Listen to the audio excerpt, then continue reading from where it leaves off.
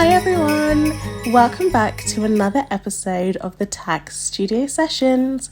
In today's episode, we are going to be talking about finding peace and balance in the most wonderful and often the most stressful time of the year.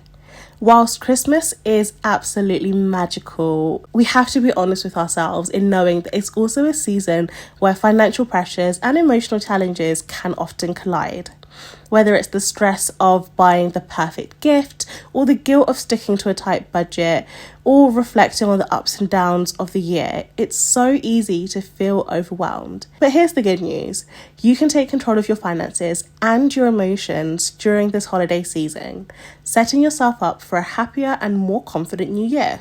So in this episode, we'll be diving into how to overcome financial guilt during the holidays, practical tips to set spending boundaries and celebrate meaningfully, and how to reflect on your financial year with kindness and create realistic money goals for 2025. So stick with me as we unpack how financial and emotional self-care can go hand in hand, not just at Christmas, but all year round. Let's start with a feeling I think a lot of us know all too well, financial guilt. And I think this can sometimes follow us throughout the whole year, but especially as we are heading to the festive season, as we are currently in the festive season. While the holidays are full of so much joy, they really do come with expectations regarding buying expensive gifts, hosting lavish dinners, or even just keeping up with traditions. It's easy to feel like we're not doing enough, especially when we compare ourselves to others. But Christmas is honestly not about spending beyond your means. It's about creating memories and showing care. So how do we combat this guilt? I think one of the first things that we could do is to define your why for the season. Ask yourself, what do I really want this Christmas to feel like? Is it about connection, relaxation, or even giving back?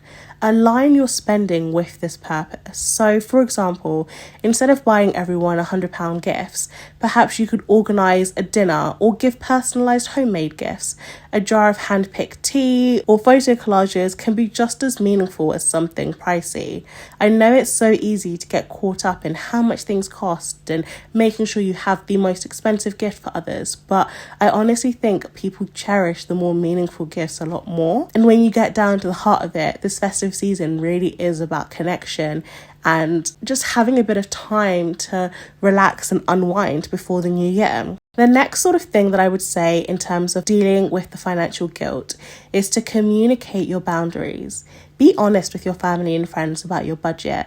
I understand that sometimes it can be difficult to have friends or families who potentially have really different budgets from you, and you can sometimes feel like you are lacking, but just say that you're focused on savings. I'm honestly sure that a lot of people will be more than willing to accommodate. There are so many great things that you can do instead, like Secret Santa or like the homemade gifts like we've mentioned before. Another thing that you could do is to reframe the guilt. Remember, financial responsibility is a form of self-care, and it's okay to prioritize your well-being over meeting other people's expectations. Think about the long-term benefits. Staying within your budget means less stress come January time, which is something that I think we all feel when we have gone over our budget just to make these couple of days really special, which I understand why we do it, but we're then left feeling really stressed in January. But if we just try to picture it in a slightly different angle and look at this financial side as being self-care, I think we'll feel a little less guilty for making sure that we prioritize ourselves and our own well-being a little bit more. Another thing that I think we could do, which is going to be, I think, a really good sort of note as we do enter the new year, would be to allocate a holiday fund. So I think for a lot of us, we'll be listening to this before Christmas time, potentially even after Christmas time. And obviously at this point, it's too late. We've potentially started buying gifts. We've already discussed, what we're going to be doing for Christmas. But I think if you have some form of a holiday fund, this will really help for next year. If you just start saving small little amounts every single year, perhaps even start having conversations with your family and friends a little bit earlier on, or even around this festive season now, as to what the expectations will be for next year, so that you can start planning and budgeting towards that. As we wrap up 2024, I think it's such a perfect time to pause and to reflect on your own financial journey. This isn't about being hard on yourself. It's about celebrating your wins and learning from your challenges. The first thing that you can do is to acknowledge the wins. Let's start off with the good things. Get ourselves feeling great, feeling pumped about what we've achieved and what we've been able to do. Whether this has been paying off some debt, start saving, sticking to a budget perhaps for a few months, these wins, no matter how small they might seem, are worth celebrating and they make you feel so good. The next thing is to identify the areas to improve. Perhaps you overspent in certain months, and this may have been due to emergencies, but sometimes it may have just been due to an overindulgence, or maybe you didn't save as much as you would have hoped. Instead of feeling too discouraged, ask yourself, what can I do differently in this upcoming year? The next thing would be to set realistic goals and use this as a guidance to plan for 2025. Use what you've learned to set achievable goals for the new year. If saving was hard, start small. Aim to save £30 a month rather than saving £300 a month. If tracking spending feels a little bit overwhelming, perhaps try using an app like Mint to make it a little bit easier. When setting goals, think of the acronym SMART. We've mentioned this before and I'm sure that we'll mention it again. Specific, measurable, attainable, relevant, and time specific. So for example, you can say, I want to save £1,000 for a trip. And then you can start by putting aside £85 a month to help you get towards this goal.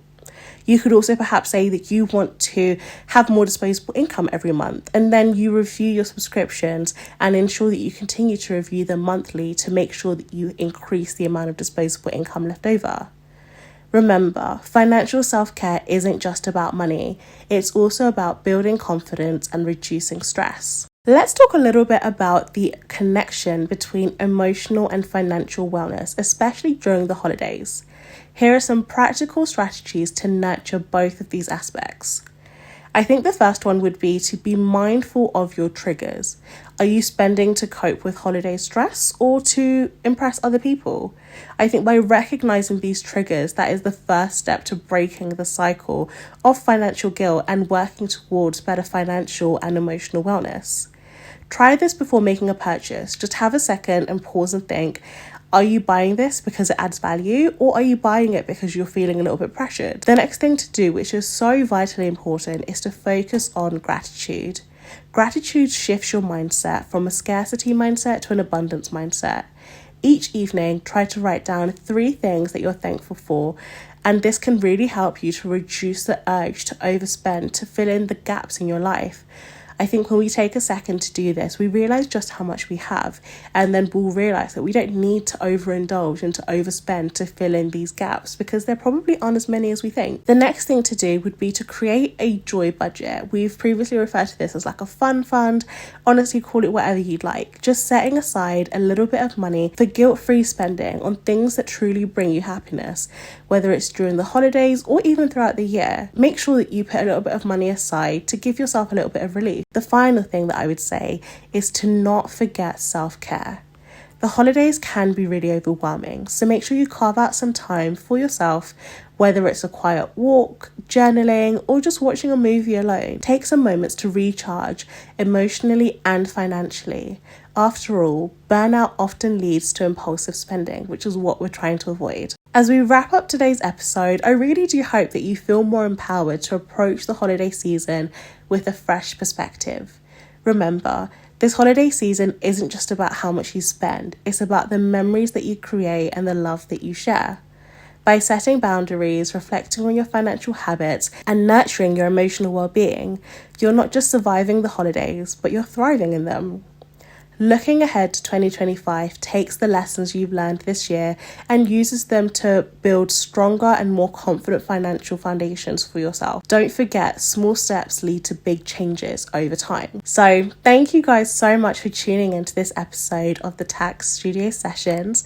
I really hope that you found it helpful, and if you have, make sure you share it with someone who could use a little bit of holiday cheer and financial wisdom. We'll be taking a little bit of a break for the festive season, but we will be back up and running again in the first week of January. So I hope you all have a lovely festive season and a wonderful, wonderful new year. Until 2025, speak to you guys soon. Bye.